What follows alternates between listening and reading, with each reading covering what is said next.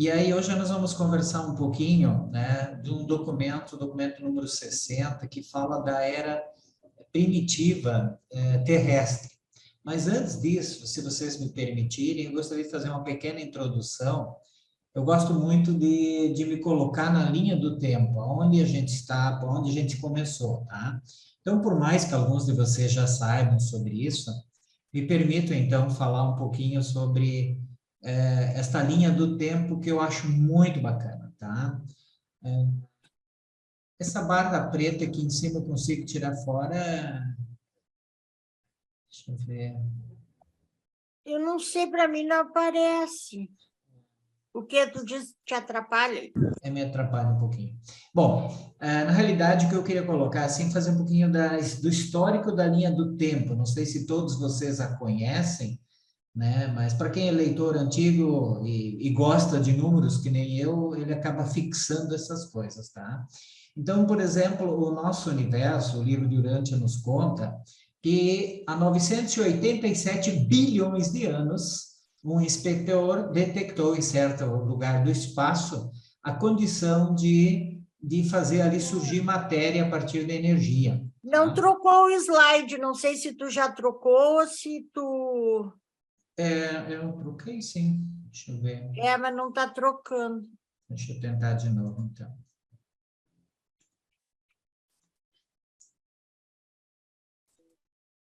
Estão vendo um azul agora? Agora trocou.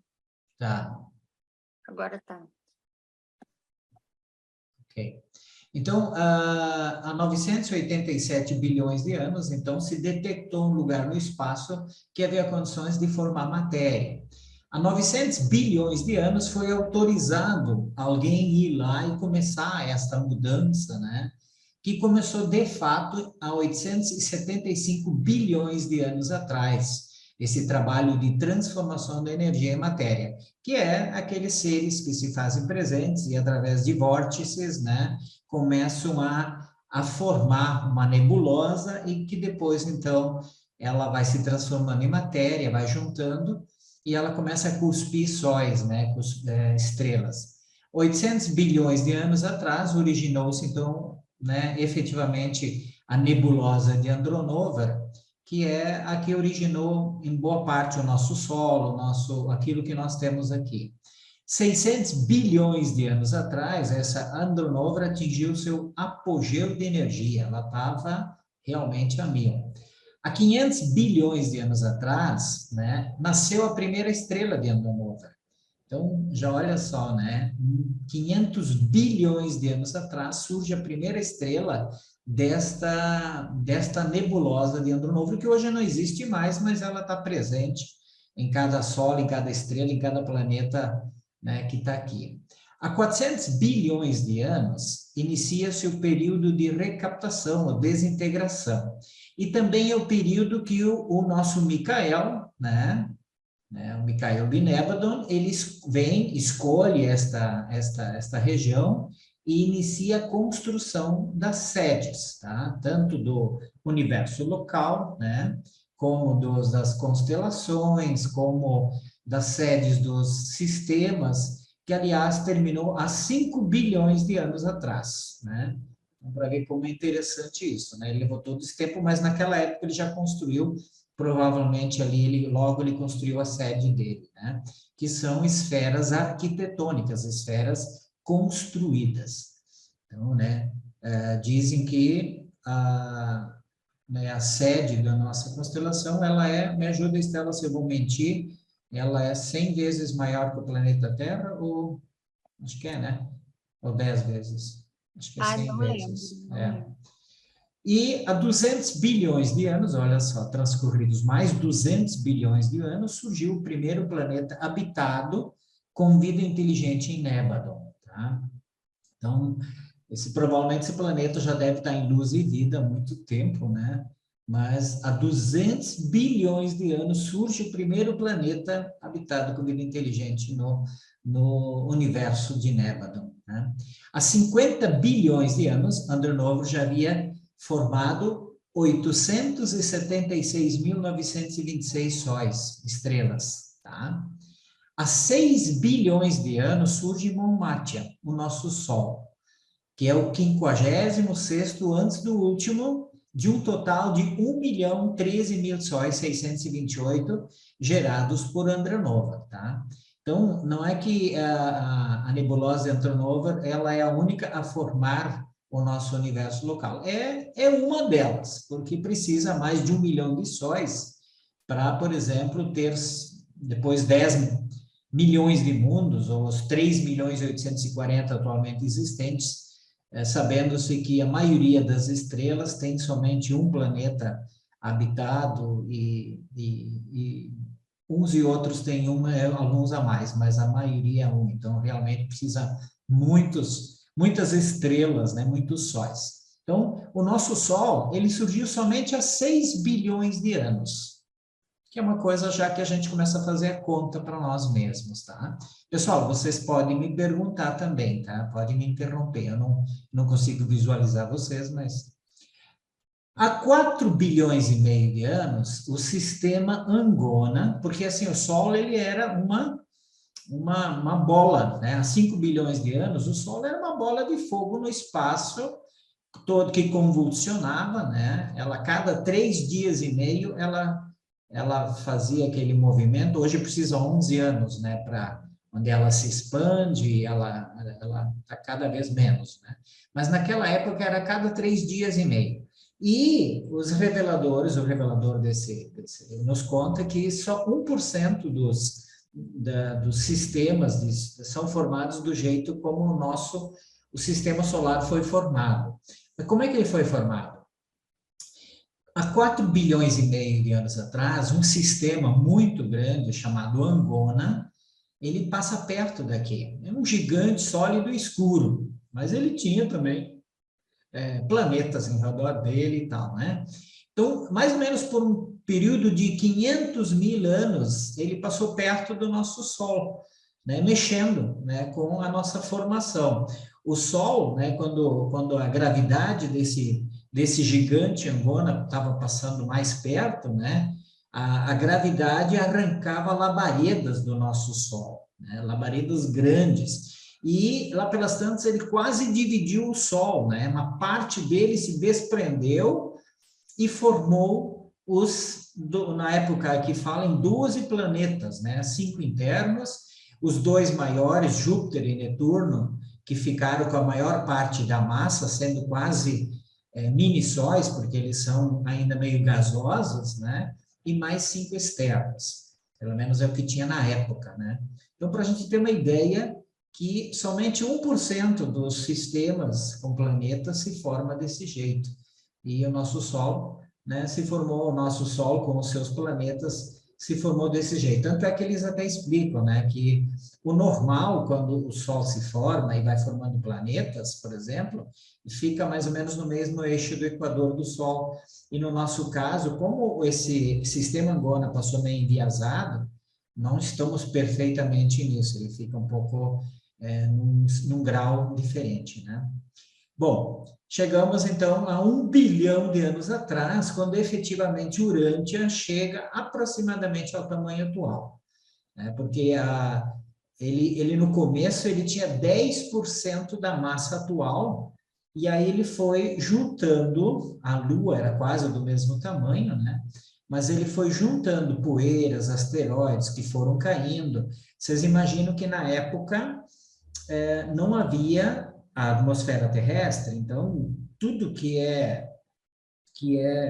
pedra, né, caía, né, era atraído pela gravidade, e aqui era uma bola de fogo, efetivamente, né? Aí fala que 1 bilhão de anos atrás, mais ou menos, ele chega ao tamanho atual, ficou bem maior que a Lua, né? A Lua, então, se tornou nosso satélite, e aí começou a se formar. 950 milhões de anos. Jorge, a ciência diz que a Terra tem entre 3 e 4 bilhões de anos, né? Sim, sim. E não acho que está errado, não, porque que eles dizem que há 1 bilhão de anos ela chegou ao tamanho atual. Mas se a ciência se baseia nos componentes da Terra, né, e faz Isso. pelo carbono 14 a idade dela, Lógico que ali, ó, 3, 4 bilhões já Já existe, tinha matéria aqui, já tinha exatamente. matéria se É, formando, né? Então, eu pessoalmente, depois vou fazer um comentário, mas eu pessoalmente acredito que esse decaimento do carbono 14, ele vai ser recalculado, tá? É uma suposição, na realidade são teorias, né, e são usadas para provar as coisas da ciência, mas você sabe que a ciência ela sempre está se auto verificando e se cobrando, né? isso Então, é muito é, limitado. daqui a pouco o carbono 14, naquela época, naquele calorão, era diferente o decaimento, né? A gente está contando a partir do momento de agora do cálculo que é feito. A Não, gente tudo bem, sabe é das bastante limitações, próximo, né, as exato. limitações que tem o carbono 14, mas ainda é o que nós temos de melhor. É o que tem de melhor e que, num prazo curto, aí talvez de alguns milhões de anos, fica bastante próximo de tudo aquilo que se deseja, né? Bom, obrigado, Estela, pela inserção. Então, há 950 milhões de anos havia já uma massa de terra aparecendo, cercado por água doce. Há 900 milhões de anos, o primeiro grupo de exploradores, né, chega, Melquisedeques, mais dois grupos aí, né? 850 milhões de anos, dá-se o início da estabilização da crosta terrestre, porque vocês imaginam que era bastante fogo ainda, bastante quente tudo, né? 800 milhões de anos, a primeira época de solo firme, 700 milhões de anos, continentes surgem e começa uma deriva, né? Então, ali, 650 milhões de anos, a primeira parte começa a se separar, né? 600 milhões de anos vem a Comissão de Portadores de Vida, para ver sobre a questão da implantação, e há 550 milhões de anos, conforme os reveladores do livro de Urântia, a implantação da vida em 3 lugares distintos, né? Que é uma parte da história que a gente já vai conhecendo, né? Lembrando que nós vamos falar do documento 60, que é a Era da Vida Terrestre, mas o documento 58, esses dados que eu trago para vocês, ele fala do documento 58, que é o estabelecimento da vida em Urântia, o documento 59, que é a Era da Vida Marinha, e o documento 61, a Era dos Mamíferos, né? E 62, a Aurora do Homem. Então, a gente tem que ler todas essas partes, assim, mas é muito interessante. E aí nós vimos que em 500 milhões de anos atrás teve início a vida vegetal marinha, né? Então, ali 50 milhões de anos levou para que essa vida começasse a se formar, né? Claro, imaginem, né? São unicelulares e tal. E há 450 milhões de anos, ou seja, 50 milhões de anos mais tarde, já começa a surgir a vida animal. Há uma transição entre a vida vegetal e a vida animal, tá? O Roberto está com a mão levantada, acho que Sim, claro, podemos voltar. Roberto, pois não, querido?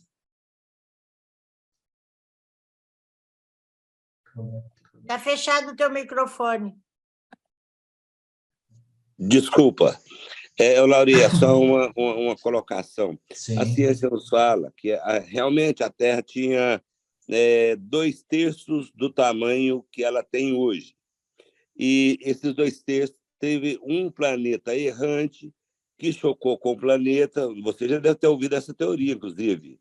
Essa não, do planeta que chocou, não. Eu sei que aí são mais, não são teorias, não chega a ser teoria, mas são histórias que são contadas dentro de. Então, teoria. Mas Inclusive, chega a ser uma teoria provada. É uma teoria astronômica. Inclusive, com a colisão do planeta errante, tem até um nome, eu não me lembro agora, me desculpe, com essa teoria, o que aconteceu? Chocou com a Terra, ela entrou em fusão, muito calor, até ela esfriar, e o resto que sobrou formou-se a Lua. Essa é uma teoria humana. É uma teoria humana, sim. é claro.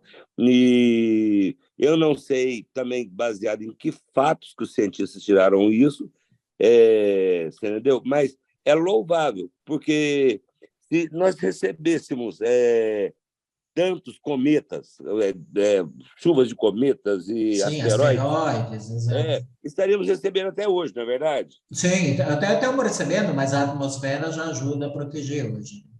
A maior parte que protege é Júpiter. Também. Júpiter é o nosso escudo maior, aqui no nosso sistema.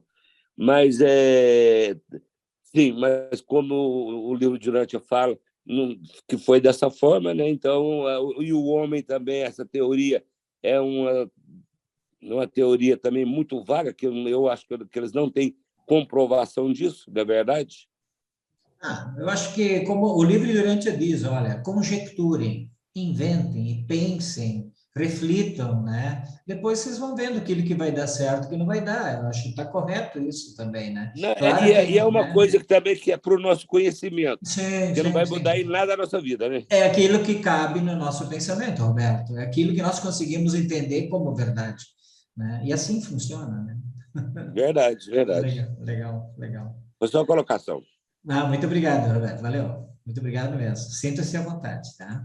Obrigado. Bom, aqui então, só para continuar um pouquinho ainda, antes de entrar no assunto em si, 450 milhões, então, de anos atrás, houve a transição da vida animal para vida vegetal para vida animal, tá? E aí, mais ou menos, por 250 milhões de anos, o livro de Urântia fala sobre a vida marinha, que é a ciência humana chama de época paleozoica, tá? E depois, por 100 milhões de anos, mais ou menos, aí uns 160 milhões de anos para cá, até 50, 60 milhões de anos atrás, se chama a Era da Vida Terrestre Primitiva, ou a Era Mesozoica, que também é subdividida em duas partes.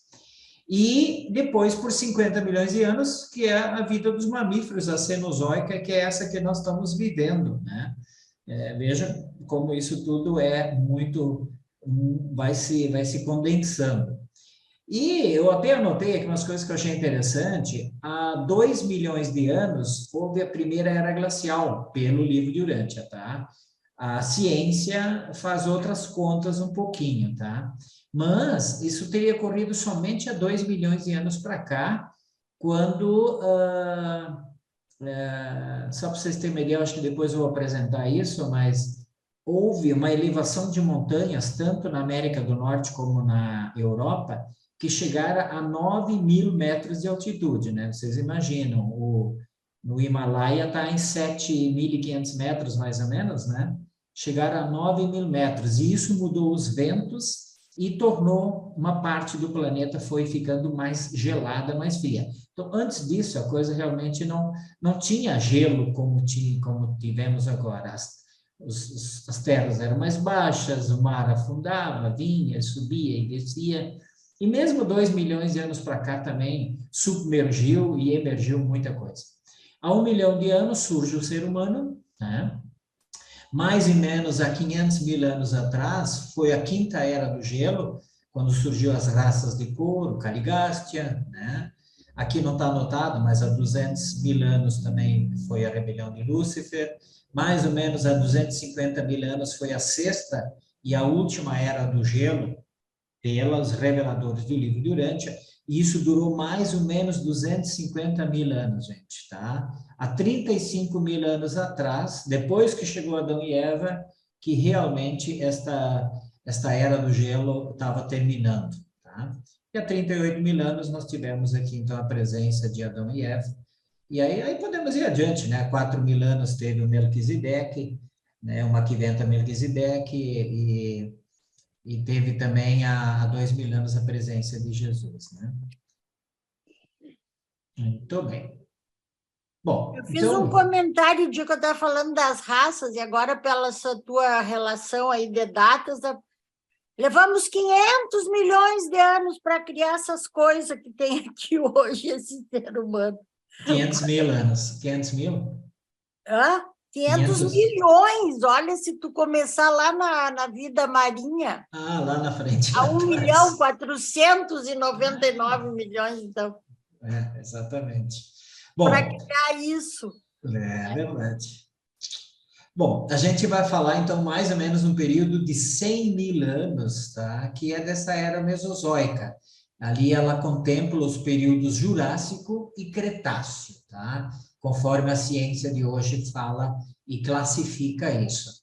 Então, nós vamos falar sobre a idade primitiva dos répteis, a nova idade dos répteis, o estágio Cretáceo, né, que é o período das plantas em florescimento, a idade dos pássaros e o fim do período Cretáceo, que é o que entra dentro desse período Mesozoico, tá? Bom, isso tudo está baseado no documento 60, que foi apresentado por um portador da vida de Nébadon, que hoje está designado, né, para Satânia e atuando ultimamente em Urântia. Lembram que quando chegou a surgir o primeiro ser humano, eles tiveram que abandonar o planeta e ficaram 2 equipes de 12, né, com um líder cada um, tá? Então, os portadores de vida têm o que estão aqui. Bom, aqui, deixa eu tirar um pouco esse negócio aqui, vamos ver se vai dar certo. Eu calculei mais ou menos pelo livro de Urântia que a Terra devia ter mais ou menos essa forma que há uns 35 milhões de anos atrás. Olha só, gente, 35 milhões de anos é pouco em relação aos, né, 800 milhões de anos que já deriva de continentes, tá? Na realidade, eu acredito que muitas vezes eles se separavam um pouco e se juntavam lá de novo e assim ia, né? Então, até tem lá no documento 61 consta, há 35 milhões de anos atrás fica assinalado o começo da idade da predominância dos mamíferos placentários no mundo, tá? A ponto de a Terra do Sul era abrangente, religando então enorme continente antártico, tá? Aqui embaixo, a América do Sul, a África e a Austrália, né? A Austrália é essa partezinha aqui que se separou. Tá? Então, né, eu achei assim uma das melhores essa daqui, para ver se a gente consegue se achar um pouco melhor. Eu tenho uma outra aqui, deixa eu mostrar para vocês, que teve o seu Alfredo Wegener, que é um alemão, ele criou teoria no início do século passado dessa questão da deriva dos continentes.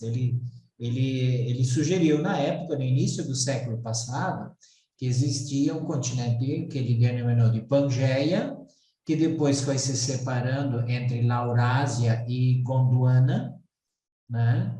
Aqui ele bota algumas datas, tá? Não quer dizer que seja exatamente essa, mas a teoria dele diz. Há 65 milhões de anos, então a Índia estava subindo para se bater contra aqui a Ásia, né?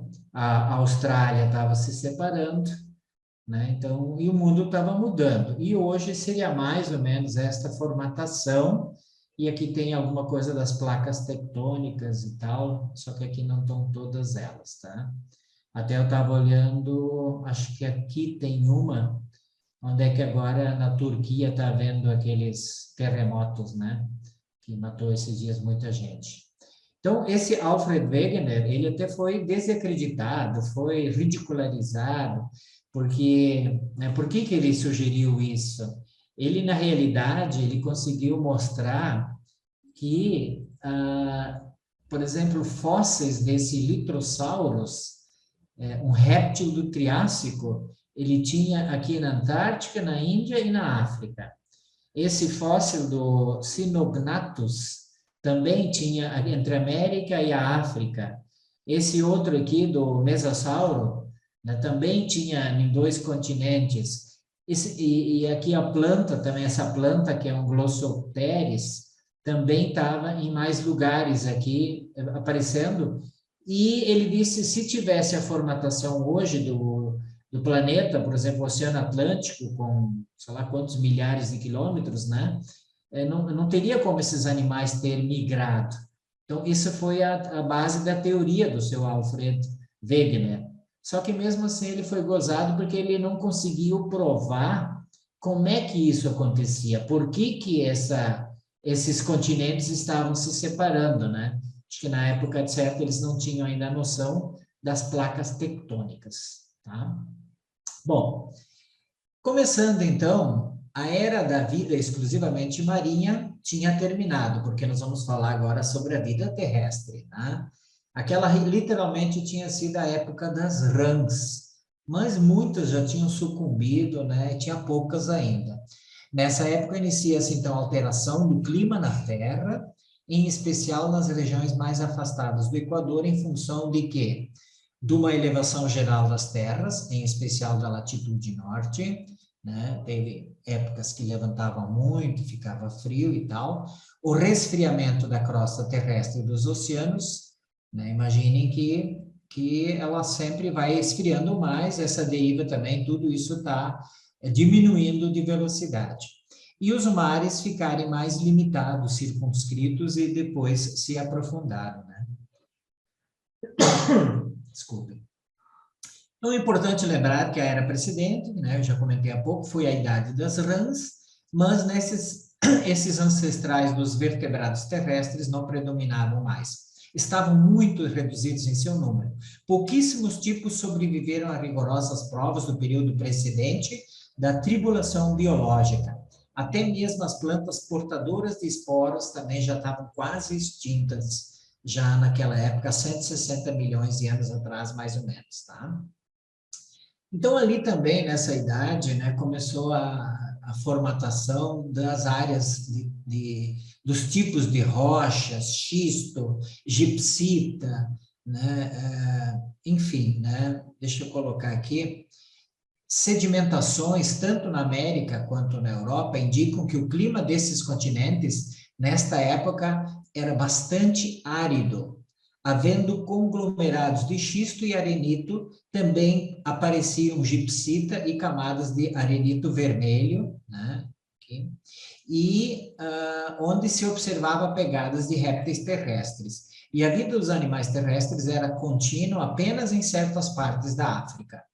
Então, nas outras regiões, realmente era complicado, difícil, né? Esses sedimentos, então, muitas vezes ficavam ali, né? Na Europa e América do Norte, a espessura desses depósitos de xisto e arenito podiam variar de 900 a 300 metros, chegando a 5.500 metros de espessura na costa do Pacífico. Posteriormente, a lava foi forçada por entre muitas dessas camadas, fazendo surgir o basalto, né, entre essas camadas de estratos do Triássico, tá? Então, aqui eu coloquei, na Europa, especialmente na Alemanha e na Rússia, podem ser encontrados depósitos desse período. Na Inglaterra, o novo arenito vermelho pertence a essa época. O calcário ficou depositado nos Alpes do Sul e pode ser visto nas peculiares paredes do calcário dolomítico, né? Então, lembra das cadeias dolomíticas, né, lá na Europa? O mármore de Carrara também vem desse calcário modificado, né, que é esse branco. A América do Sul permaneceu imersa nessa época, apresentando, por isso, apenas um depósito marinho em continuidade com as épocas anteriores e posteriores, tá? Então, vocês imaginam que isso era mais ou menos há 150 milhões de anos atrás, tá?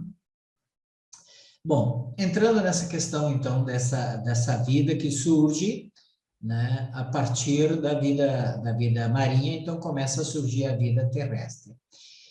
Começaram os períodos primitivos da vida terrestre da história do mundo. Em geral, a vida não foi muito bem, porém, estava melhor do que durante o fechamento extenuante e hostil da vida marinha anterior, porque também houve, né, uma diminuição muito grande da vida marinha por causa das diferenças de temperatura, da água e salinidade.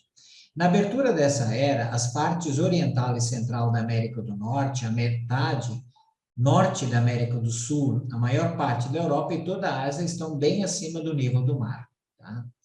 Então, aqui eu coloquei, mas não necessariamente é assim, onde é que aqui o mar passava por dentro, ligava aqui com o norte, né, a África, uma parte, aqui a América do Sul, uma parte da sul-persa também, como hoje em dia ainda alguns cientistas falam de como isso aconteceu, e até tem formas que eles colocam lá, se subir o mar, vai desaparecer uma parte do Rio Grande do Sul, e assim por dentro, da Argentina, né? Há 140 mil anos. E aqui fala o seguinte, que subitamente com apenas o indício de 2 ancestrais pré-répteis. Então, essa é uma parte que, às vezes, a ciência ela não consegue separar ainda. Ela fala em répteis há 200 milhões de anos, há 250 milhões de anos, tá?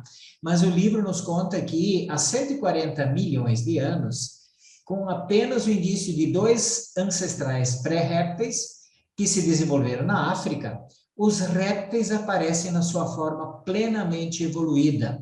Desenvolveram-se rapidamente, gerando crocodilos, répteis escamados e, finalmente, tanto as serpentes do mar como os répteis voadores. Então, isso é uma questão de mudança genética, né, que ocorre e que parece que foi assim implementada, né? Esses dinossauros répteis que evoluíram rapidamente, logo se tornaram os monarcas da sua idade. Eles eram ovíparos e distinguiam-se de todos os animais por causa dos seus pequenos cérebros, que, pesando menos de meio quilo, controlavam, muitas vezes mais tarde, né, pesos de até 40 toneladas. Tá? Então, aqui também fiquei pensando, né, 40 toneladas, e tem cientista dizendo que teve dinossauro que chegou a 70, né? Então, nem sempre a gente sabe exatamente a anatomia também dos animais, só a partir de um osso, muitas vezes. Contudo, os répteis anteriores eram menores, né? Os pré-répteis, né? Carnívoros e caminhavam como os cangurus, nas suas pernas traseiras. Tinham os ossos ocos das aves e, subsequentemente, desenvolveram apenas 3 dedos nos pés traseiros, e muitas das suas pegadas fósseis foram confundidas com as dos pássaros gigantes. Mais tarde, os dinossauros herbívoros também evoluíram. Eles andavam sobre todas as 4 pernas, e uma ramificação desse grupo desenvolveu uma couraça protetora, que provavelmente é esse tipo aqui, né? Bom, são coisas que se fala, essas imagens não representam exatamente isso, tá, gente? São imagens que eu peguei hoje da internet, então não quer dizer que seja exatamente esses. Ainda há 140 milhões de anos, vários milhões de anos mais tarde, os primeiros mamíferos apareceram, né? Lembra que a ciência também já disse que tinha mamíferos há 150 milhões de anos, mais ou menos, né? Aqui fala que há 140 milhões de anos, alguns milhões, talvez 10, 15, 20 milhões de anos depois, né, eles não eram placentários, né, e demonstravam uma ligeira falha. Provavelmente eles botavam ovo, né? Nenhum sobreviveu. Foi um esforço experimental para melhorar os tipos de mamíferos, mas não teve êxito em Urântia. Então, estes mamíferos que se criaram há 135 milhões de anos atrás, mais ou menos, nenhum deles sobreviveu, tá? Eles não eram placentários, né? Não colocavam a cria para fora na placenta, provavelmente eram bem, né, meio. A vida marinha desse período era... Aí teve uma interferência, né? Porque eles dizem que foi um esforço experimental. Os portadores da vida... Até o surgimento do humano, eles faziam interferências, né? Supõe-se que... Nesse caso aí fica bem claro. Fica bem claro essas interferências. Que foi um esforço experimental ali, eles interferiram na evolução. Tá levantando a mão, Roberto? Não, né? Tá bom. Vamos adiante. Pode me interromper. Pode me interromper sempre, tá?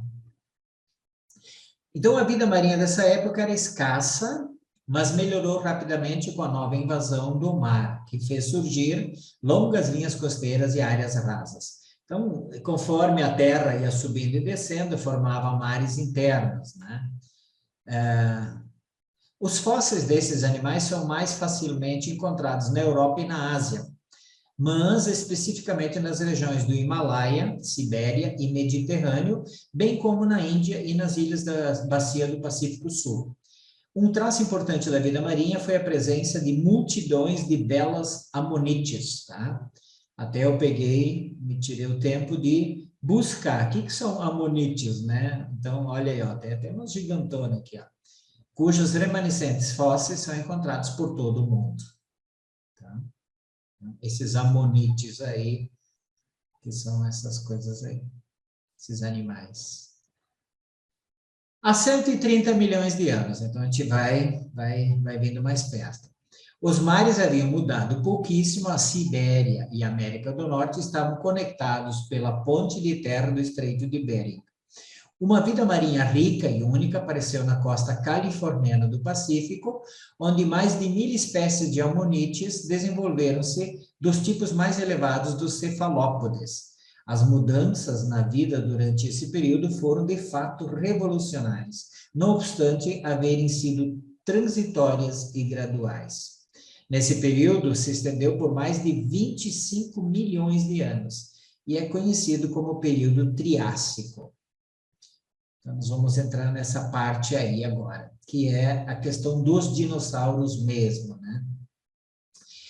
Ali diz o seguinte, que há 120 milhões de anos, mais ou menos, iniciou uma nova fase da idade dos répteis. Tá? Então, antes eram um pouquinho menores e tal, né? O grande acontecimento desse período foi a evolução e o declínio dos dinossauros, tá? Um período que durou mais ou menos 25 milhões de anos. A vida animal terrestre alcançou o seu maior desenvolvimento em tamanho e havia virtualmente perecido na face da Terra no final desse período. Os dinossauros evoluíram em todos os tamanhos de uma espécie de menos de 60 centímetros de comprimento até imensos dinossauros não carnívoros de 22 metros de comprimento, né?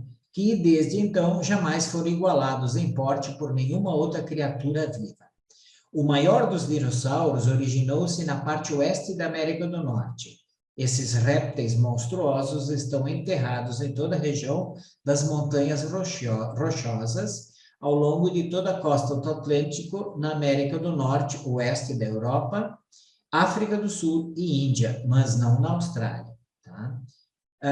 Aqui também lembrando, né, antes a Estela estava falando que descobriram dos maiores dinossauros aí, que é o argentino, né, e aí também no interior do Rio Grande do Sul, tá? Mas como eu falei, daqui a pouco a anatomia é um pouco diferente, a gente não sabe. Os reveladores dizem que o maior estava por lá, né? Claro que eles estavam falando para os americanos bastante coisa ali, né? Em inglês tudo. Essas criaturas pesadas tornaram-se menos ativas e fortes quando cresciam demais. E exigiam uma quantidade enorme de alimentos. E a Terra estava tão infestada por eles que literalmente morreram de fome e tornaram-se extintos. Faltava-lhes inteligência para enfrentar a situação. Aqui eu me lembrei um pouco, pessoal, daqueles filmes lá que o camarada cai num planeta diferente, está cheio de bicho diferente lá, e tudo que é lado, né, que quer comer carne, né? Tem esses filmes aí. E eu fiquei imaginando, né? Diz que era tão infestado de dinossauros que eles literalmente morreram de fome, porque não tinham que chegasse, né? Imagina, os bichos eram enormes, tinham que comer uma quantidade terrível de peso de alimentos, de massa. Interessante isso, né? Esse camaradinho aqui que era a vaca da época, né? Muita coisa. Há 120 milhões de anos. Essa também foi uma idade de água doce, com muitos lagos interiores. Abundantes fósseis dessa época podem ser encontrados no leito dos rios Morrison, Colorado, Montana, Wyoming, né? Estão falando. Eles falam bastante coisa para os ingleses lá, para os americanos. O mesmo mar polar que se estendeu até então distante na América do Norte, de igual modo, cobriu toda a América do Sul, excetuando-se as montanhas andinas, que surgiram em seguida. A maior parte da China, bem como a Rússia, foi inundada, mas a maior invasão de água entre todas se deu na Europa. Então, aqui a gente está falando, isso são, na realidade, imersões, tá? E imersões que houveram o tempo inteiro, né? Inclusive, depois, se a gente vai estudar mais adiante, na época dos Anditas, ali também houve épocas em que a Europa, pelo menos a parte norte, estava não sei quantos quilômetros abaixo d'água, né? Então, era um sobe e desce. A flora dessa idade é acrescentada das coníferas e pinheiros, que tornaram-se mais e mais como as variedades atuais. Algum carvão ainda estava sendo formado no Mediterrâneo. A vida marinha dessa época aperfeiçoou-se e desenvolveu-se bastante, especialmente nas águas europeias. Então, corais, crinoides, amonitas dominavam os mares, também esponjas, lulas e ostras estavam em toda parte e continuavam sempre a evoluir. Tá? Aqui eu só botei alguns que nem sei se são verdadeiros todos, mas né, se são baseados realmente em pesquisa. Há 110 milhões de anos, né, o potencial da vida marinha continuava a despontar. O ouriço do mar foi uma das mutações destacadas dessa época. Caranguejos, lagostas e os tipos modernos de crustáceos amadureceram. Mudanças notáveis ocorriam na família dos peixes. Um tipo de esturjão surgiu pela primeira vez, mas as ferozes serpentes do mar, descendentes dos répteis terrestres, ainda infestavam os mares todos e ameaçavam destruir toda a família de peixes. Né? Já vamos falar dessa turminha aí dessas serpentes. Essa continua a ser, por excelência, a era dos dinossauros. Eles devastaram a Terra de um modo tal que duas espécies se refugiaram na água para se sustentar. Enquanto algumas espécies novas progrediram, algumas linhagens permaneciam estacionárias e outras pendiam para o retrocesso, revertendo-se a um estado anterior. Tá? E com o passar do tempo, por exemplo, essas duas, né, essa serpente marinha e os crocodilos marinhos, né, imagina, né, são animais que viviam na água, saíram para a terra e voltaram para a água porque não tinha mais lugar para comer, né? Então, com o passar do tempo, as serpentes marinhas cresceram, atingindo um tamanho tal que se tornaram muito morosas e pereceram. Os seus cérebros pesavam menos do que 60 gramas. Caramba, é bem pouquinho mesmo, né? Não obstante o fato de que esses imensos ictiossauros, algumas vezes, cresceram até 15 metros de comprimento. Os crocodilos marinhos foram também uma reversão do tipo terrestre de réptil. Todavia, diferentemente das serpentes do mar, eles retornavam para a terra, pelo menos para colocar os ovos, né? Então, coloquei algumas imagens aqui dos bichinhos. Há 110 milhões de anos ainda, logo depois das duas espécies de dinossauros migrarem para a água, em uma tentativa fútil de autopreservação, dois outros tipos se lançaram ao ar, por causa da amarga competição na vida na Terra. Mas esses pterossauros, tá, voadores, não foram os ancestrais dos verdadeiros pássaros. Eles evoluíram de dinossauros saltadores de ossos ocos. E as suas asas, com um comprimento de 6 a 8 metros, tinham o formato de asas de morcego. Então, né, tipinho esse aqui. Esses antigos répteis voadores cresceram até 3 metros de comprimento e tinham mandíbulas separadas como as das cobras atuais. Tá? Durante um certo tempo, esses répteis voadores pareciam ter tido muito êxito, mas deixaram de evoluir em linhagens que os capacitassem a sobreviver como navegadores aéreos. Eles representam os grupos de não sobreviventes dos ancestrais dos pássaros.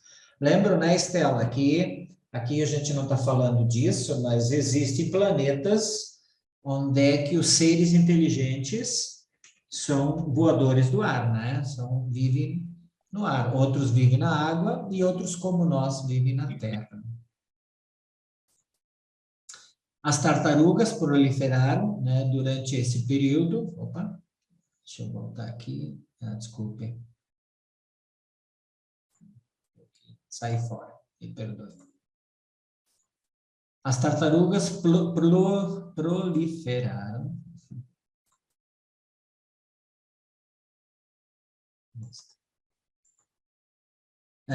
Durante esse período, aparecendo primeiro na América do Norte. Os seus ancestrais vieram da Ásia, passando pela ponte de terra do norte, tá? Então, imagino eu que elas não eram marinhas, ou tinha muitas que eram tartarugas terrestres, né? Então, aqui tem uma pequena comparação como é que é, pterossauro e uma girafa e uma pessoa. Nessa época, então, há 100 milhões de anos atrás, 100 milhões de anos, gente, né? Imagina, o homem surgiu há 1 milhão de anos. Há 100 milhões de anos atrás, nessa época, a idade dos répteis estava chegando ao seu fim. Os dinossauros, apesar da sua massa enorme, Não mudou, não mudou, Jorge. Não mudou? Não mudou? Esse aí tu já tinha lido antes. Não, isso não. Esse que está vendo, a girafa? Da tartaruga, que tu já leu ali embaixo. Ah, tá. Então não mudou. Deixa eu voltar. Acho que às vezes não quer ir. Esse tu não tinha visto ainda, né? Não. Tá. Então, nesta época, a idade dos répteis, chegaram a ver o anterior ou não? Esse, deixa eu ver aqui. Este aqui?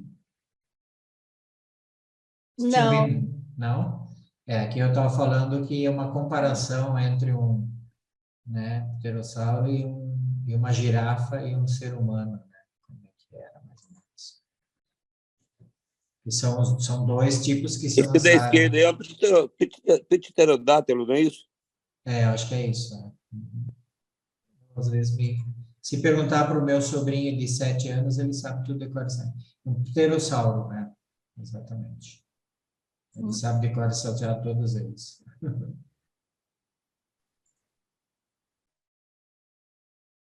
Muito bem. Nesta época, a idade dos répteis estava chegando ao fim. Os dinossauros, apesar de sua massa enorme, não passavam de animais sem cérebro, carentes de uma inteligência que lhes possibilitasse prover alimento suficiente para nutrir, né, os corpos de massa tão enormes que eles possuíam. E assim, esses preguiçosos répteis terrestres pereceram em números cada vez maiores. Daí em diante, a evolução seguiu o crescimento dos cérebros, não da massa física. E o desenvolvimento dos cérebros caracteriza cada uma das épocas seguintes da evolução animal do progresso planetário.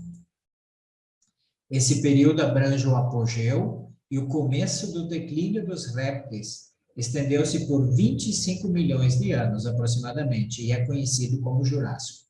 Pessoal, aqui é importante também lembrar que não é que os dinossauros deixaram de existir ali em torno dos 90, 100 milhões de anos atrás.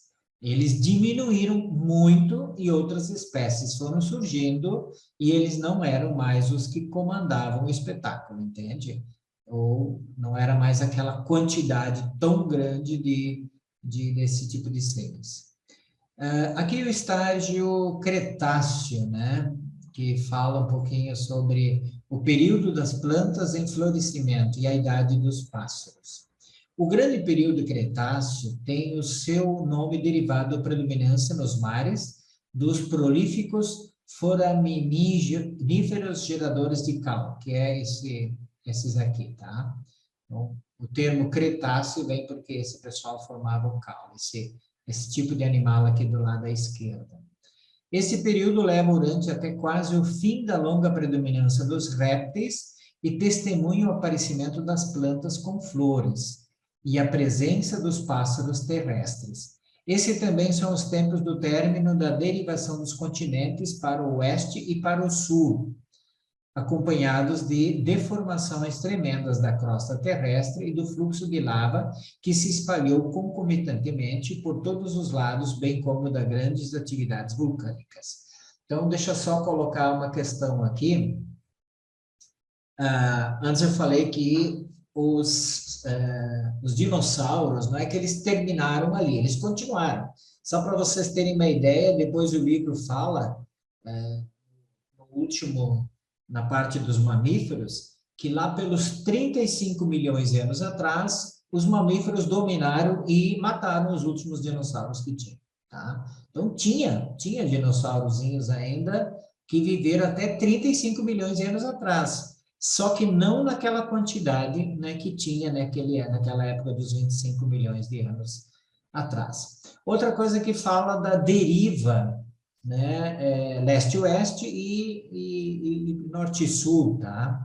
Então, a Terra, depende como ela se virava, teve derivas também que foram para o sul, tá?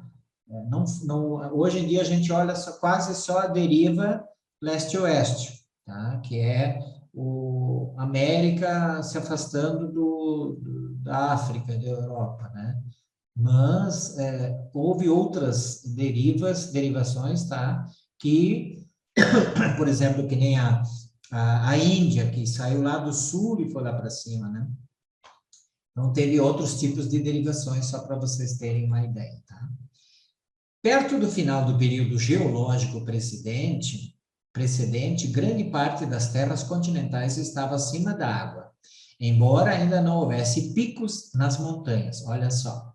Então, nessa época de 100 milhões de anos atrás, né, as terras até estavam para cima, mas não havia picos, né, de montanhas. À medida que a movimentação da Terra continental prosseguia, encontrou seu primeiro grande obstáculo no leito profundo do Pacífico. Esta contenção formou a vasta extensão de montanhas de norte a sul, que vão desde o Alasca, descendo pelo México até o Cabo Horn.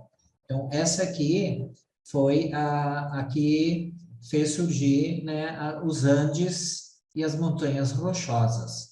Então, foi, assim como diz aqui, o primeiro obstáculo, né, que a Terra foi engrossando, criando massas mais fortes, a mais dura, né, matéria mais dura foi entrando embaixo da outra, e a mais leve, a sedimentação, foi subindo. Tá? Então, ali, conforme os sedimentos, ela vai se ajustando, tá? Os dinossauros eram, voltando àquele outro, eram herbívoros, né? Nem todos, nem todos. Alguns eram herbívoros e outros eram carnívoros. Os primeiros eram carnívoros, depois apareceram os herbívoros. Porque aqui ele disse que apareceu plantas com flores, mas outras já deviam existir, né? Aqui começou a surgir as plantas com flores, e aí começa a surgir uma variedade diferente de animais, né? Daqui a pouco a gente vai entrar nessa parte aí, quando aparece os angiospermas, que são árvores com frutos, tá? E as gramíneas, que daí fazem surgir principalmente os mamíferos, né? De tudo que é tipo e diferentes herbívoros, né? Mas aqui já havia também, tá? Legal, obrigado. Aqui ainda no estágio Cretáceo, né, que é do florescimento das plantas, idade dos pássaros, esse período assim transforma-se no estágio de formação das montanhas modernas da história, tá? Geológica. Antes dessa época havia poucos picos. As serras estavam começando a se formar e o seu extrato de quartzo aurífero também sendo um produto dos fluxos de lava dessa época. Na parte leste da América do Norte, a pressão das águas do Atlântico, né, estava trabalhando também para causar a elevação das terras. Então, a parte leste é ali da Carolina, né, a parte no começo ali. Há 100 milhões de anos, o continente norte-americano, bem como parte da Europa, estavam bem acima da água. O arqueamento dos continentes americanos continuava, resultando na metamorfose dos Andes da América do Sul e da gradual elevação das planícies a oeste da América do Norte. Então, é essa parte aqui atrás e aqui embaixo, né? Que vai trabalhando aqui. A maior parte do México afundou sob o mar e o Atlântico, né? Que é essa parte aqui do Golfo, provavelmente foi mais ainda. E Atlântico Sul, e invadiu a costa leste da América do Sul, finalmente atingindo a linha atual da costa. O Oceano Atlântico e Índico estavam aproximadamente como estão hoje. Índico e o Atlântico. Eu acredito que, certo, tinha mais terra aqui e aquilo foi tudo inundado. Aqui eu coloquei a separação do Oceano Índico e do Atlântico, né? De fato, há uma flora e uma fauna bem distinta entre as águas frias aqui do Atlântico e as águas mais quentes do Índico, né? Então, aqui embaixo, se vocês entrarem no YouTube, tem muito filme, né, que fala sobre, aqui embaixo, sobre essa distinção entre esses dois oceanos, tá? Bem interessante, aqui embaixo, né? Então, aqui é mais quente a água, ela vem aqui de cima, e aqui é um pouco mais fria, porque ela vem daqui e sobe. Nesta época, as massas de terra americanas e europeia começaram a afundar novamente. Os mares do sul começaram a invadir a América do Norte e, gradualmente, estenderam-se para o norte, conectando-se ao Oceano Ártico, gerando a segunda maior submersão do continente. Quando esse mar finalmente se retraiu, deixou o continente mais ou menos como é que ele está agora. Então, aqui entrava, né, aqui na América do Norte, aqui o mar entrava e se ligava aqui em cima, né? Acho que antes tinha uma foto disso, uma imagem parecida. Grandes atividades vulcânicas ocorreram no sul dos Alpes, tá? Que deve ser aqui, nessa placa teutônica, fazendo subir provavelmente os Alpes aqui. E ao longo da linha costeira atual das montanhas da Califórnia, né? Que também são uma montanha rochosa. Só que isso também descia, submergia e subia, né? A maior deformação da crosta em milhões e milhões de anos teve lugar no México. Grandes mudanças também ocorreram na Europa, Rússia, Japão e na parte sul da América do Sul. O clima tornou-se crescentemente diversificado. Tem que imaginar sempre que naquela época ainda havia muitos vulcões, né? A Terra ainda era bem quente, né? As angiospermas, agora, emergiram desses mares cretáceos primitivos e logo cobriram o continente. Essas plantas terrestres subitamente apareceram junto com as árvores, como figueiras, magnólias e árvores de tulipas. Logo depois dessa época, as figueiras, as árvores fruta de pão e as palmeiras espalharam-se pela Europa, né? Imagina, hoje nem tem palmeira na Europa. E planícies do lado oeste da América Norte. Nenhum animal terrestre novo apareceu. Então, eu fiquei curioso, fruta-pão, o que é fruta-pão, né? É essa fruta aqui, ó. Só não me pergunte que eu acho que nunca comi. Parece graviola? Parece quase. Parece graviola. Né?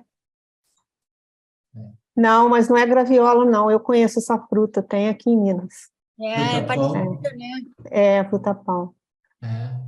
Mas aqui por dentro é uma graxinha, a gente come.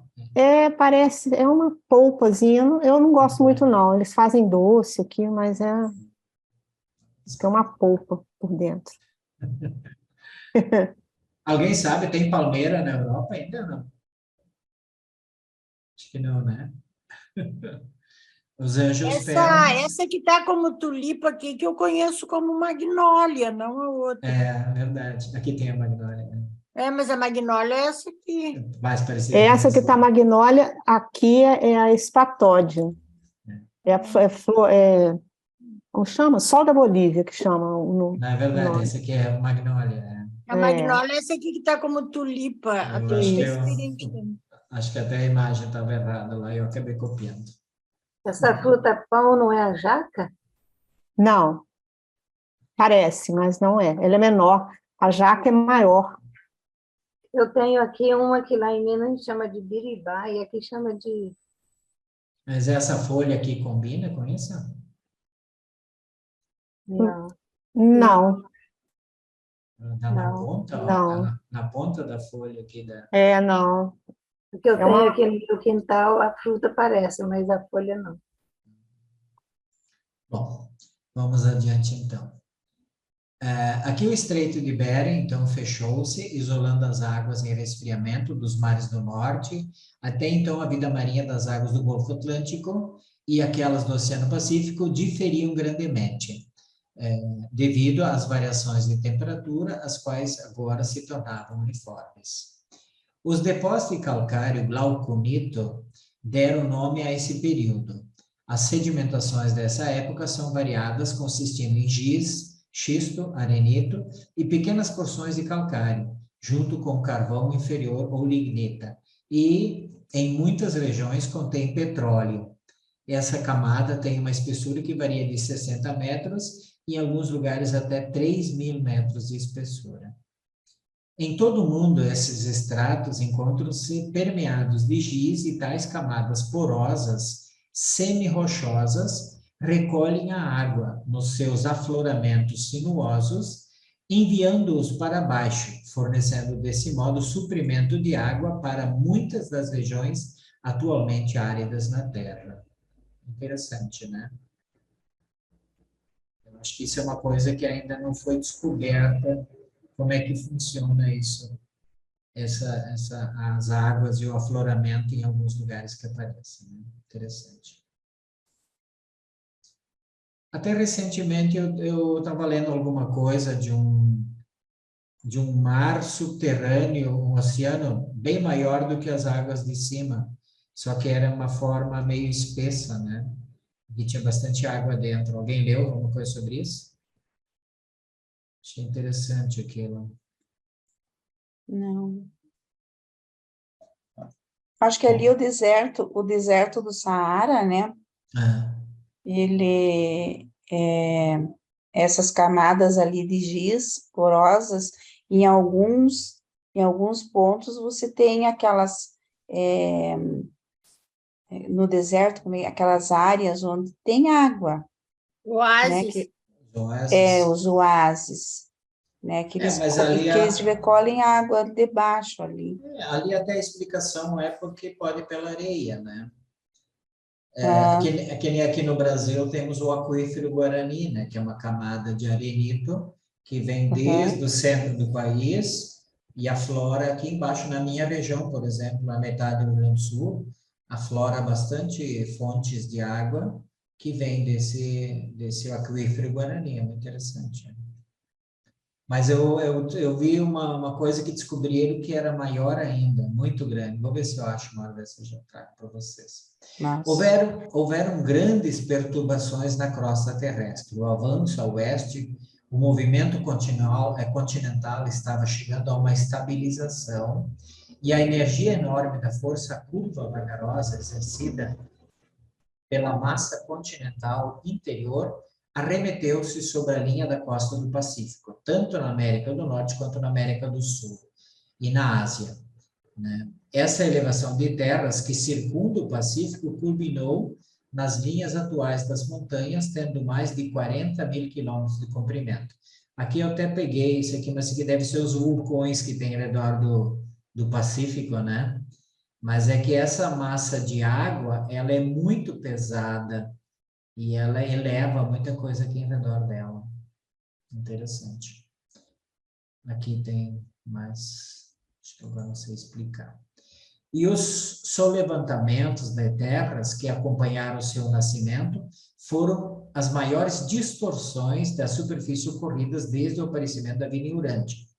Os fluxos de lava, tanto acima quanto abaixo da superfície das terras, eram muito extensos e espalhados. Na época, ficou assinalado, aqui 75 milhões de anos, tá? Perdão.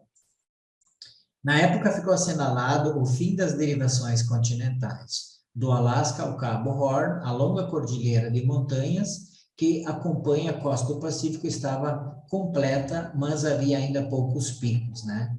Então, aqui eu até peguei, aqui, esse aqui é da América do Sul, né? O contragolpe da paralisação da derivação continental acompanhou elevar as planícies a oeste da América do Norte. Então, essa região aqui, não, oeste aqui, enquanto a leste, tá? As desgastadas montanhas apalachianas da região da costa atlântico foram projetadas diretamente para o alto com pouco ou nenhuma inclinação de mergulho. Então, aqui são aquelas montanhas apalachianas, né? Aqui perto das Carolinas, da Flórida, né? Aqui, nesse lugar aqui. 70 milhões de anos aconteceram as distorções da crosta ligadas à elevação máxima da região das montanhas rochosas.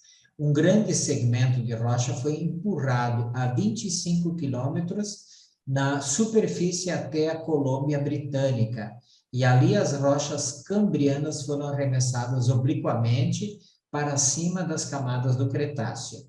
Na declividade leste das montanhas rochosas, perto da fronteira canadense, houve um outro empurrão espetacular. Neste podem ser encontradas as camadas de pedra da pré-vida afastada por sobre o depósito Cretáceo entre recentes. Então, aqui tem a Colômbia Britânica, né, que deve falar desses vulcões submarinos. Acho que eu tenho outras imagens depois.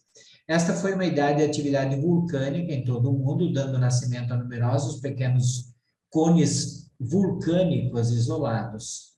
Vulcões submarinos irromperam na região submersa do Himalaia. Grande parte do resto da Ásia, incluindo a Sibéria, estava ainda sob as águas. Olha só. Então, o Himalaia ainda estava debaixo lá. Que loucura, né? Há 65 milhões de anos ocorreu um dos maiores fluxos de lava de todos os tempos.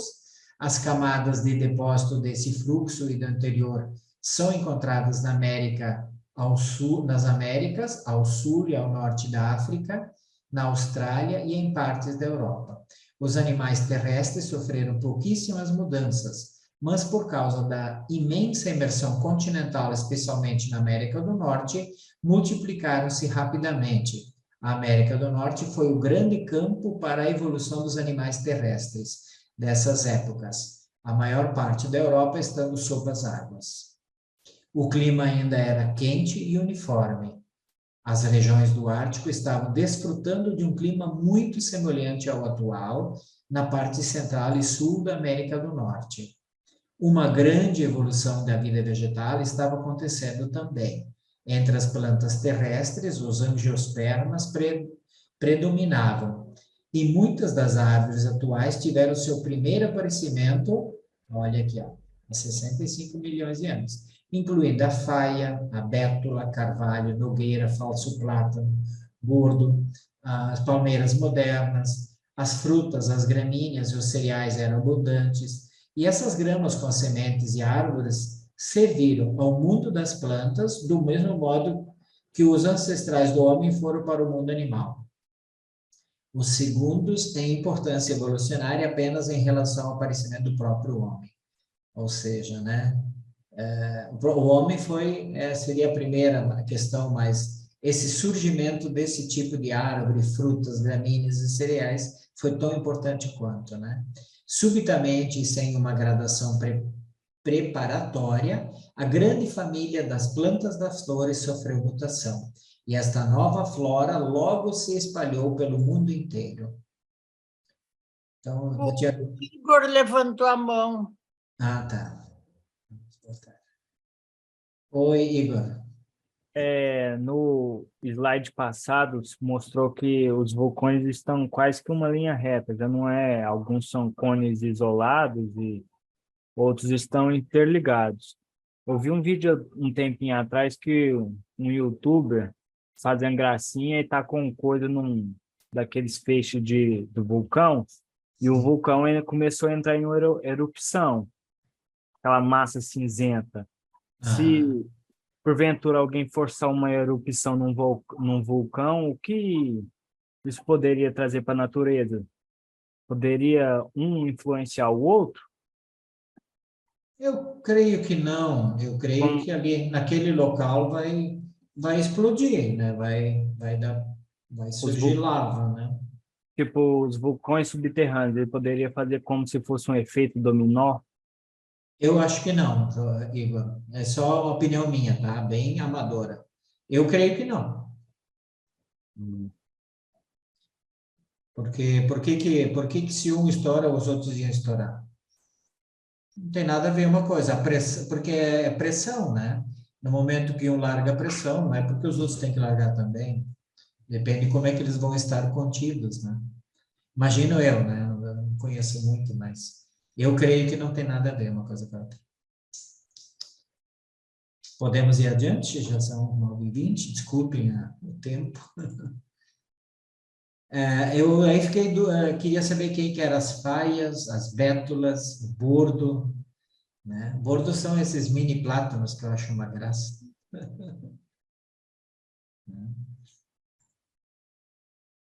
Ok.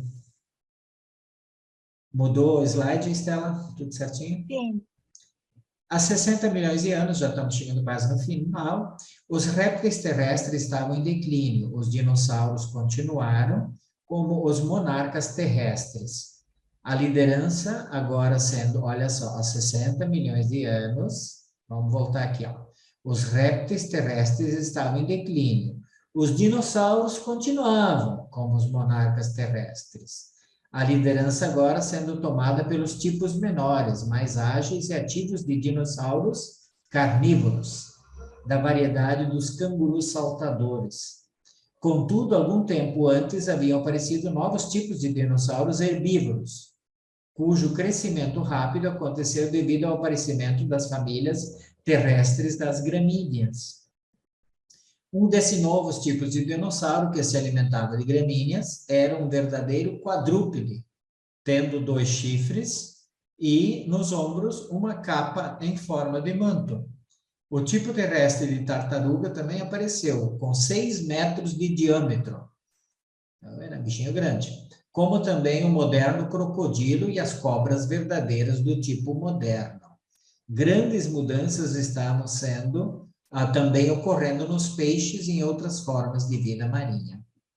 As aves pernaltas e os pré-pássaros nadadores das idades primevas não haviam tido êxito no ar, e do mesmo modo os dinossauros voadores também não o tiveram. Foram espécies de vida curta, logo se tornando extintas. Olha só, vida curta, né? Pode ser que só alguns milhões de anos. E também ficaram submetidas à mesma condenação dos dinossauros, ou seja, à destruição, porque possuíam pouquíssima massa cerebral em relação ao tamanho do próprio corpo. Falhou esta segunda tentativa de gerar animais que pudessem navegar pela atmosfera, como falhou também a tentativa abortada de produzir mamíferos durante essa idade precedente. Tá? Então, os reveladores nos colocam isso, né? Olha o tamanho das tartarugas, né? Os bichos com chifre, e assim vai. Há 55 milhões de anos, seguindo a marcha evolucionária, foi marcada pelo aparecimento súbito dos primeiros pássaros verdadeiros. Uma pequena criatura semelhante a um pombo foi o ancestral de toda a vida avícola. Esse foi o terceiro tipo de criatura voadora a aparecer na Terra e originou-se diretamente do grupo dos répteis. Não veio dos dinossauros voadores dessa época, nem dos tipos anteriores de pássaros terrestres com dentes. E assim, essa se tornou conhecida uma idade dos pássaros, bem como no declínio dos répteis. Ainda há 55 milhões de anos, o grande período Cretáceo estava próximo do seu fechamento e o seu encerramento assinala o fim das grandes invasões dos mares adentro dos continentes. Isto é verdadeiro, particularmente para a América do Norte, onde houvera nada menos, olha só, gente, do que 24 grandes inundações.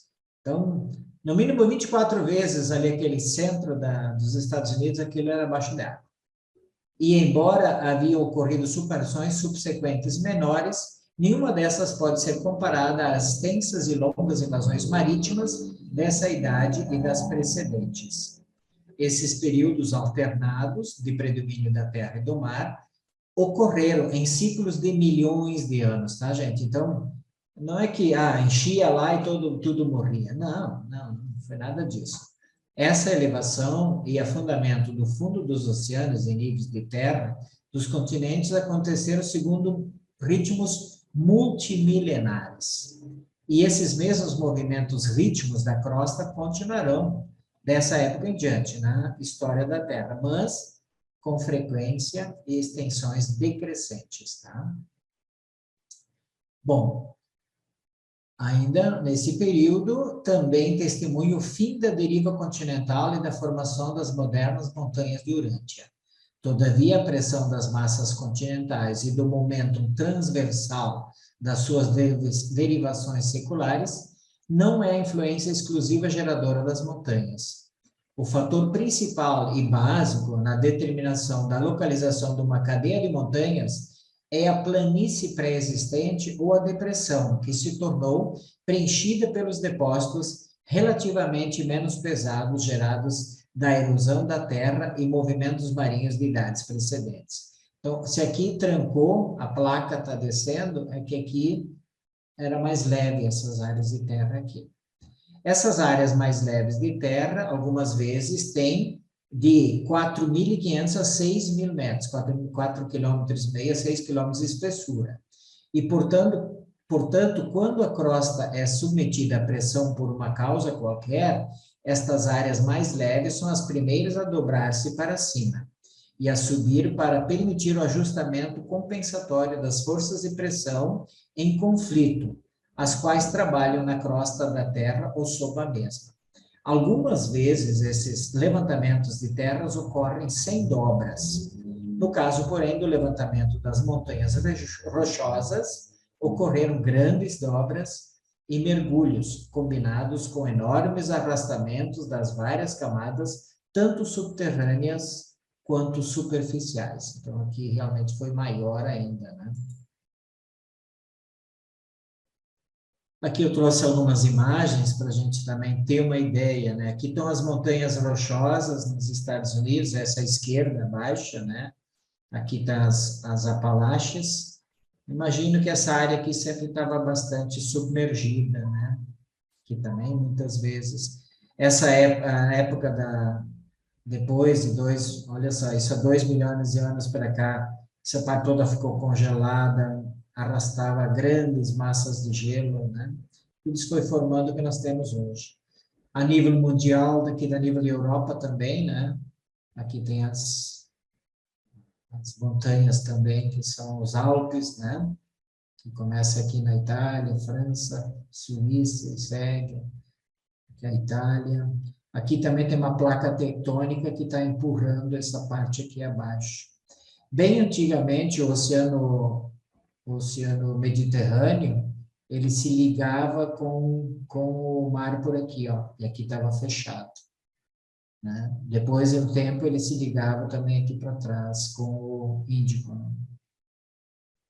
Aqui também a nossa América, né? Eu moro por aqui é o Brasilzão, e assim vai. Aqui é a região da China, aqui a parte do Japão, né? Então, aqui está essa parte aqui Oceano Pacífico, onde é que tem, né? Muita gente fala que o Japão pode deslizar aqui para dentro, né? Sei lá. Pode ser que aqui o Oceano Pacífico também esteja empurrando aqui. Bom, são coisas a serem estudadas, né, pela humanidade ainda. Então, o fim do período Cretáceo, as montanhas mais antigas do mundo estão localizadas na Ásia, na Groenlândia e no norte da Europa, dentre as do antigo sistema Este-Oeste, que é umas bem antigas, né? As montanhas da Idade Intermediária estão no grupo que circunda o Oceano Pacífico e no segundo sistema europeu Leste-Oeste, as quais nasceram aproximadamente ao mesmo tempo. E essa gigantesca elevação tem quase 16.000 quilômetros de comprimento, estendendo-se desde a Europa até a elevação das terras nas Antilhas. As montanhas mais recentes estão no sistema de montanhas rochosas, onde durante muito tempo as elevações das terras ocorreram apenas para serem sucessivamente cobertas pelo mar, embora algumas dentre as terras mais elevadas hajam permanecido como ilhas. A região atual das montanhas rochosas norte-americanas não é a elevação original daquelas terras.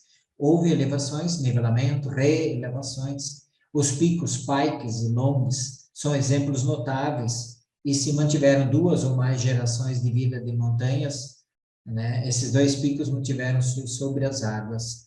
Então, aqui está os Pikes e os Longs, né? Lá nos Estados Unidos. Aqui as Antilhas, né? Aqui eu estava olhando, aqui também tinha uma cadeia que fazia, eu acho que ia leste a oeste, né? Se alguém depois, isso aqui depois vai ficar à disposição também, tá, pessoal? E o fim, biologicamente, bem como geologicamente, essa foi uma idade ativa e cheia de acontecimentos na terra e sob as águas. Os ouriços do mar aumentaram em número, enquanto os corais e crinoides diminuíram, os amonites de influência preponderante durante uma idade anterior também declinaram rapidamente. Nas terras, as florestas de samambaias foram amplamente substituídas pelos pinheiros e outras árvores modernas, incluindo os gigantes sequoias, né? E ao final desse período, enquanto os mamíferos placentários ainda não haviam surgido, né, o estágio biológico foi completamente estabelecido pelo aparecimento de uma idade subsequente dos primeiros ancestrais dos futuros tipos de mamíferos. E assim termina uma longa era de evolução do mundo, estendendo-se desde o primeiro aparecimento da vida terrestre até os tempos mais recentes dos ancestrais imediatos da espécie humana e das suas ramificações colaterais. Esse período Cretáceo engloba 50 milhões de anos, ou seja, 100 milhões até 50, né? E encerra a era pré-mamífera da vida terrestre, que se estende por um período de 100 milhões de anos e é conhecido como Mesozoico, que é isso que nós tratamos, tá? Bom, pessoal, basicamente esse era o papo.